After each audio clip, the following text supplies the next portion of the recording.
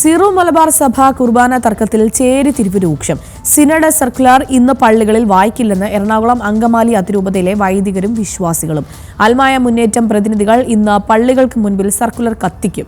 അതേസമയം വൈദികർ വായിച്ചില്ലെങ്കിൽ പള്ളികൾക്ക് മുന്നിൽ പരസ്യമായി സർക്കുലർ വായിക്കുമെന്ന നിലപാടിലാണ് കാത്തലിക് നസ്രാണി അസോസിയേഷൻ.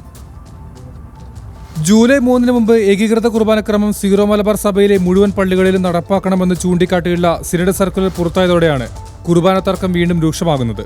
ഇന്ന് പള്ളികളിൽ ഇതുമായി ബന്ധപ്പെട്ട സർക്കുലർ വായിക്കണമെന്നാണ് സിനഡ് നിർദ്ദേശം. ജനാഭിമുഖ കുർബാന തന്നെ തുടരുമെന്ന കടുത്ത നിലപാടിലാണ് എറണാകുളം അങ്കമാലി അതിരൂപതയിലെ ഭൂരിഭാഗം വൈദികരും വിശ്വാസികളും. 370 ഇടവകളിൽ 10 താഴെ മാത്രം ഇടവകളാണ് ഏകീകൃത കുർബാനയെ പിന്തുണയ്ക്കുന്നത്.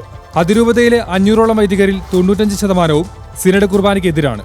സർക്കുലർ വായിക്കില്ല എന്ന നിലപാടെടുക്കുന്ന വൈദികർക്കെതിരെ ഏകീകൃത കുർബാനയെ അനുകൂലിക്കുന്ന വിശ്വാസികൾ രംഗത്തെത്തിയതോടെ മുൻകാലങ്ങൾക്ക് സമാനമായി പള്ളികൾക്ക് മുമ്പിൽ സംഘർഷാവസ്ഥ ഉടലെടുക്കുമെന്നതാണ് ആശങ്ക.